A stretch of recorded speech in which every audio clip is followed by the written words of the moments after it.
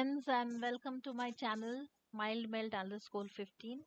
So today we will discuss about Julius Caesar Act 4 summary of scene 1, 2 and 3. So let's start. Talking about scene 1, so this scene highlights the growing tension and political manipulation within the triumvirate, showcasing Antony's cunning nature and his focus on consolidating power while preparing for the looming conflict with Brutus and Cassius. So, in the first scene, you can see there was a formation of the second triumvirate. Antony, Lepidus, and Octavius meet to finalize their alliance as the second triumvirate of Rome. They prepare a list of enemies to eliminate, agreeing on the execution of Lepidus' brother and Antony's nephew. So you can also see this in the video where they marked that these person will be eliminated. So next is Antony's manipulative intentions. Antony sends Lepidus to fetch Caesar's will, planning to reduce some of the bequest made to the people of Rome. After Lepidus departs, Antony confides in Octavius that Lepidus is unfit for leadership. Antony describes Lepidus as a merry tool to be used for their purposes and later discarded, even planning to blame him for future misdeed. So then there was a conflict between Antony and Octavius, that Octavius defends Lepidus, claiming he is a seasoned and brave soldier. Antony dismisses this, comparing Lepidus to his horse, a creature to be trained and controlled. So then the focus shifts to Brutus and Cassius. To avoid further disagreement, Antony redirects the conversation to the growing threat posed by Brutus and Cassius. He informs Octavius of the efforts to gather an army and seize power. Antony emphasizes the urgency of confronting and defeating them, urging Octavius to focus on organizing their troops and strategy. So the summary is very well animated and showed in the video.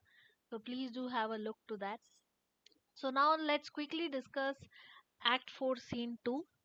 This scene reveals the growing tension between Brutus and Cassius, highlighting their strained alliance and the importance of maintaining a united front as they prepare for the impending battle against Antony and Octavius. So, scene 2, let's set the context. This scene takes place at Brutus' camp in Sardis, outside of Rome. Brutus and Cassius have gathered forces from various Roman provinces and now meet to prepare for their confrontation with Antony and Octavius. Then there was prelude to Cassius' arrival of messengers. Titanus and Pindarus arrive ahead of Cassius, followed by Lucilius, who has visited Cassius beforehand. Brutus' disapproval. Brutus expresses dissatisfaction with some of Cassius' recent actions and wishes they could be undone. Pindarus' reassurance. Pindarus assures Brutus and Cassius that Cassius is nearby and ready to answer any concern. Brutus' perception of Cassius.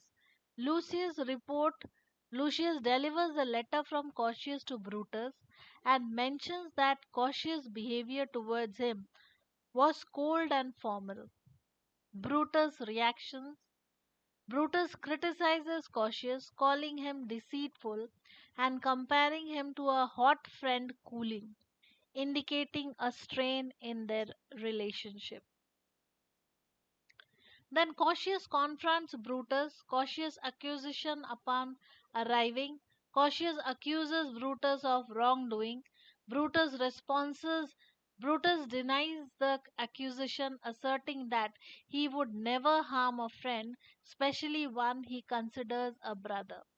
Brutus then advises him Brutus emphasizes the importance of unity and maintaining composure, particularly in front of the soldiers to avoid undermining morale. Private discussion. So Brutus invites Cautius into his tent to resolve their differences in private. So here scene 2 ends over here. So now let's discuss Act 4 Scene 3. This scene highlights the strain in Brutus and Cautius alliances, the personal losses they endure, and the looming sense of destiny and guilt that haunts Brutus through Caesar's ghost. The scene builds tension for the climatic battle of Philippi. So let's discuss the quarrel between Brutus and Cassius. Cassius complained inside the tent. Cassius accuses Brutus of denouncing Lucius Pella for accepting bribes, despite Cassius' letter defending him. Cassius argues for leniency in the current chaotic times, but Brutus disagrees, accusing Cassius of greed and hypocrisy for condoning bribery while Caesar was killed for justice. Then the argument intensifies with insult and anger. Cassius reminds Brutus of his experience and refuses to be dominated. Now there was a emotional climax when Cassius despair uh, Cautious, feeling betrayed, expresses his frustration and pulls out his dagger, declaring his weariness of the world. Brutus calms Cautious and advises him to redirect his anger towards their common enemies. Then there was the tragedy of Portia when Portia suicide. Cautious learns from Brutus that Portia has killed herself by swallowing burning coal after hearing of Antony and Octavius' alliance. Brutus appears stoic, showing little emotion about her death. Now, when the news from Messala arrived, execution by Octavius and Antony Messala informed Brutus of the executions of several senators, including Cicero. Portia's death confirmed Messala also reports Portia's death. So the death was confirmed by Messala, but Brutus remains composed. Then they debate over the battle strategy. Cautious' proposal was he suggested staying in their current position and letting the enemy come to them. But Brutus disagrees with his proposal and he argues that staying put would allow the opposing forces to grow. He insists on marching to Philippi. Then Brutus encounters with Caesar's ghost.